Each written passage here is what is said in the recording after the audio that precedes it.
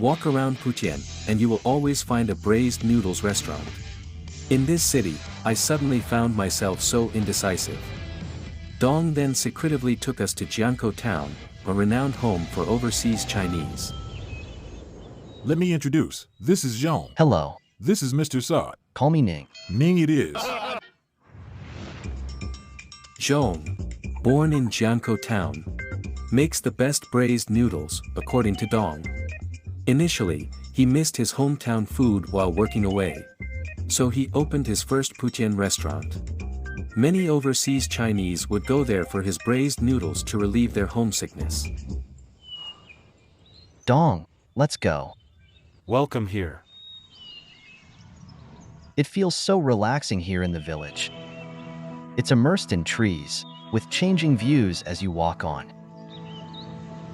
This is Jiangko's. Overseas Chinese Museum. The building itself is very characteristic.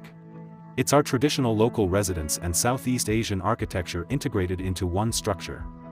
The overhanging gable roof, typical of southern residences. Yes, this building is nearly 100 years old. Looks so beautiful. It says they're gathered here. Gathered here. The owner meant to say this house he had built could gather his offspring together here. Born here, raised here, and gathered here.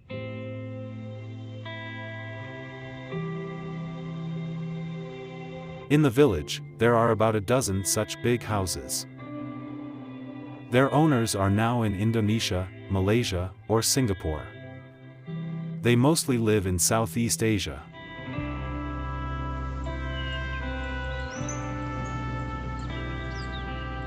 This museum really makes you feel calm and secure.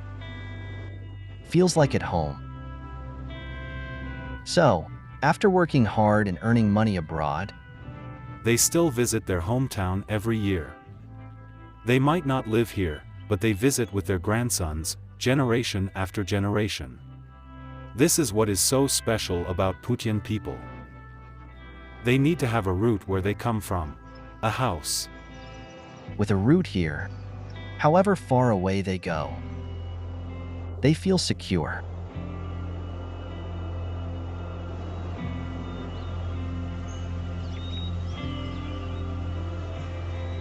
Let's go cook something. Yeah, Okay, braised noodles.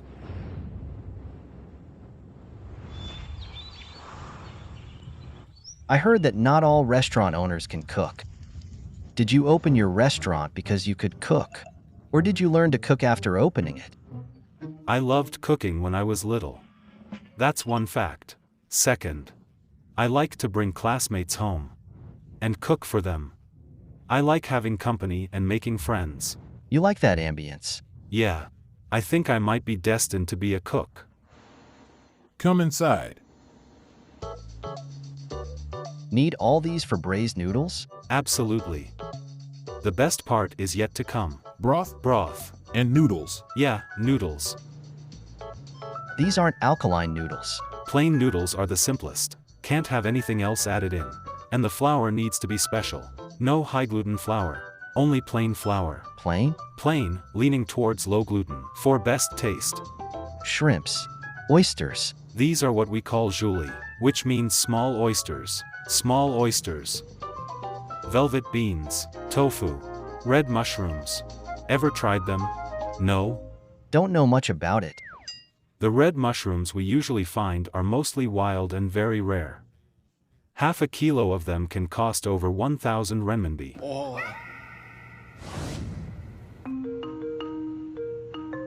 They are picked up in the mountains in the early hours, before the sun rises. Once the sun is up, they can't be found. And they are not found in clusters. You find and pick them one by one. You don't get many each time. That's why they're increasingly precious. It's not easy to eat them fresh. Adding them makes the noodles even more tasty. Let's start. Quite an extravaganza for a bowl of noodles. Make fire. You can do it? It requires skills to make fire. Good. Use tree leaves first. Dong can really. Make fire. Right? So impressive. When you were little, Used to do it. I would even sneakily throw in some sweet potatoes as my snack. baking sweet potatoes? Yeah, sneakily.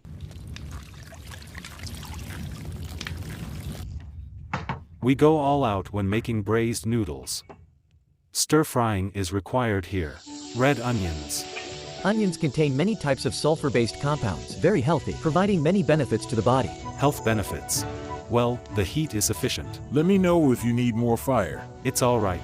Usually, the red mushrooms go first, are stir-fried. Stir-frying brings out the flavor. This is getting more and more enjoyable. Smells really nice. I usually make noodles for my guests. These noodles actually came from central China.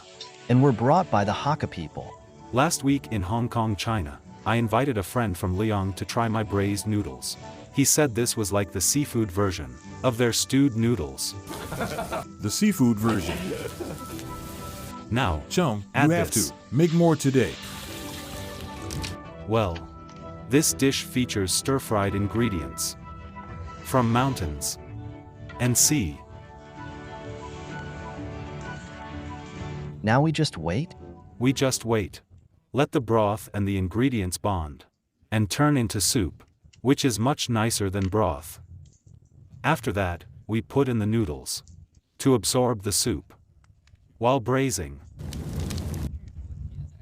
I heard when receiving the most esteemed guests, or on special occasions like weddings, braised noodles must be served. That's right. There's no banquet here without it. In this aspect, Wuhan's hot noodles with sesame paste do not play such an important role.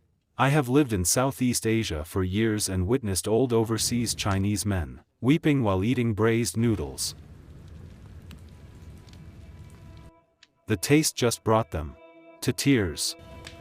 I've seen it a lot, more than anyone else. Those old-timers were usually in their 80s or 90s. They knew they would never be able to get home again. And the taste of the noodles, just. Anyway, I've seen it a lot. It motivated me to expand Putian all over the world. Wherever there are Chinese people, I want to bring the taste to where they are. So, food is like a bridge. Yeah, a bridge. Yes, those. Drifting. Overseas. Could get home through this bridge. Food is of primary importance to people. For thousands of years, a nation has placed its wisdom and expectations for life in food and passed it down.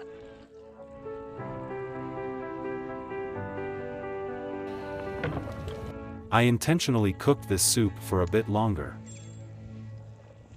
The hue from red mushrooms. Yeah, here comes the noodles. You see, the noodles absorb the soup fast. Don't touch it. Just put it in. Okay, Mr. Goo, why it can't be touched, do you know? Why is that? Many think the noodles Need to be spread out. Well, only after it's ready. Only then. Dong is already an expert. No need to touch it. Stirring would make it clump. This is an important tip.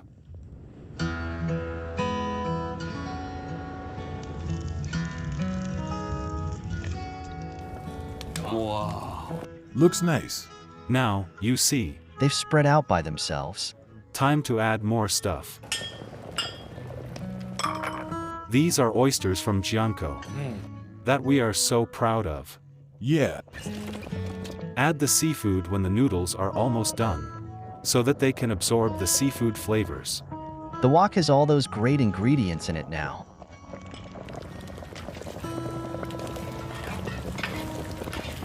Dong, we're almost done with the heat. Almost done? Okay. You can smell it now. Not just the smell. The color also looks so rich. You've got even bigger bowls here.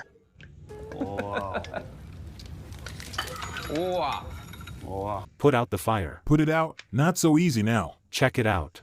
All good ingredients go on top. So it looks nice. Yes. Wow. Now that it's ready, I myself find it so amazing. This is the first time I've heard someone complimenting himself after cooking. Now that it's ready, I myself find it so amazing. What do I do with it? What to do? Let's take them over there.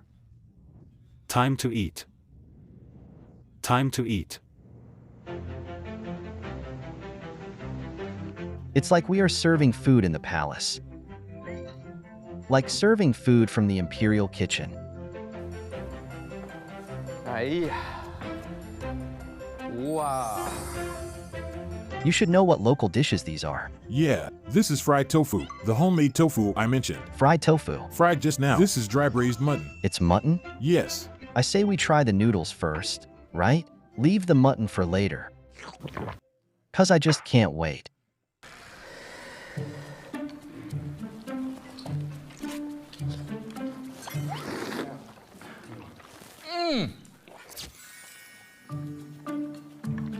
As a foodie who has traveled around the country, I think the noodles I just tried has reached a new height. It's good, for a reason. It's because of Putian people's pursuit of quality ingredients. Secondary ingredients have been eliminated after generations, leaving only the best kinds. Only the best genes remain. The very best. There's a saying in Putian that if you want to open a restaurant, you should be able to make a decent bowl of noodles first, right? Yeah. If you can't do that, you can't open a restaurant. It's the same thing with stir-fried rice noodles with beef in Guangdong. Yeah, it's the same thing. People would know if it's a good restaurant from such a dish. Wait, don't finish it.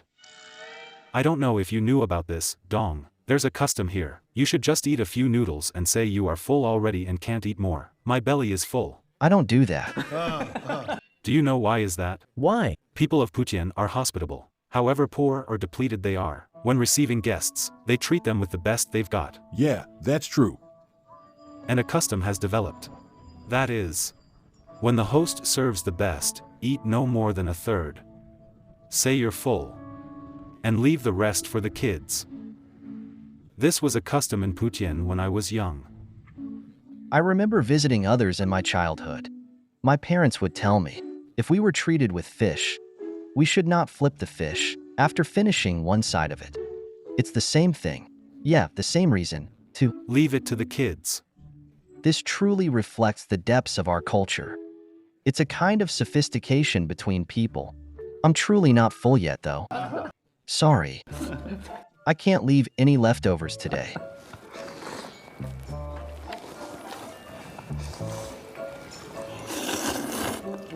Mr. Leo said the key ingredient here was the oysters. I think so. But I find in this bowl, every ingredient matters. After I heard your story, I think the key ingredient is the sentiment of those travelers. Yeah. The travelers drifting out there, their nostalgia for home is the key ingredient in this dish.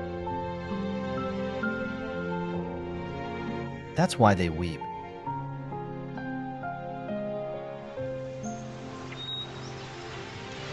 As we are always away from home, we miss the flavors from our hometown.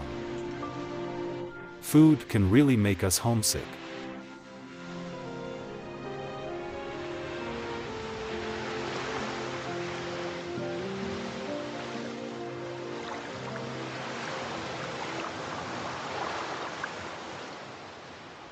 Okay, now this dish. Yeah. The mutton. Mutton.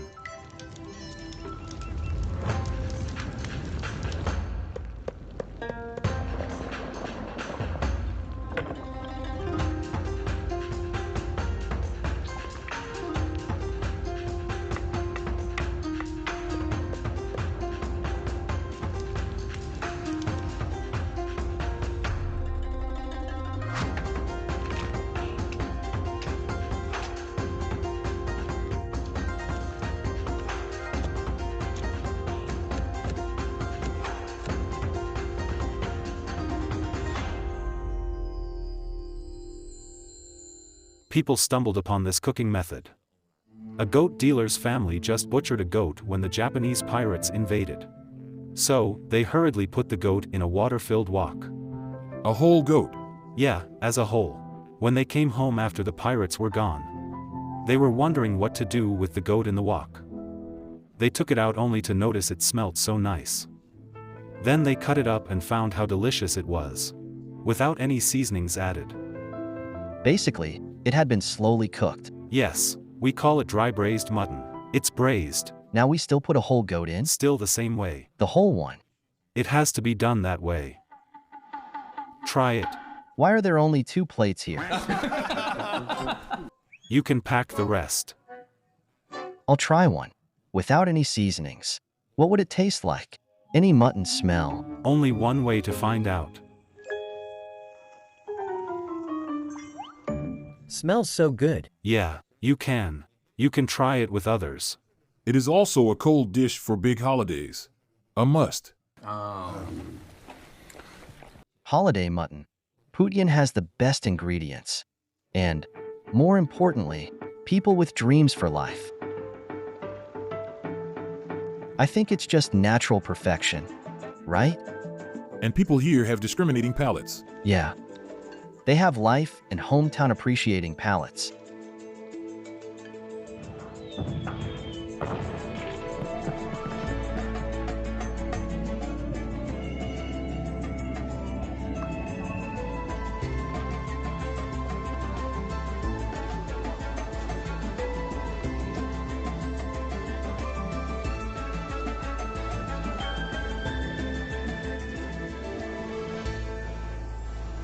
I've decided to go against the custom here and leave nothing behind.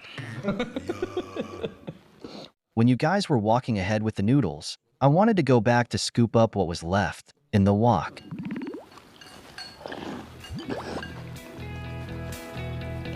You will remember the noodles, right? Definitely. It's just a pity. I can't keep this taste in me for long. Why does one try a taste repeatedly? 'Cause he can feel that joy. He can't keep the memory of the taste long. It's not like an image. When you don't see that image, you can rebuild it in your mind. Can't do that with a taste. You have to eat it. You can't just imagine that taste in your mind. Come more often then. To Putian. Yeah. So, after a taste of this bowl, tomorrow morning I might be missing it.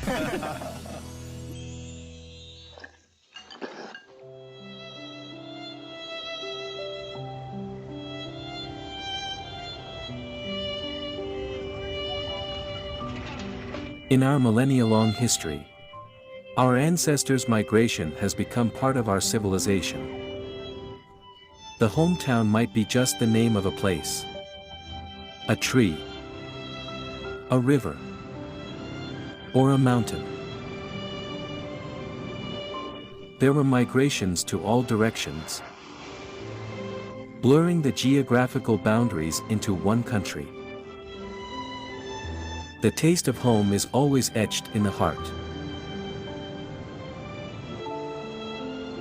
During our food journey, like with this bowl of noodles, we shall always meet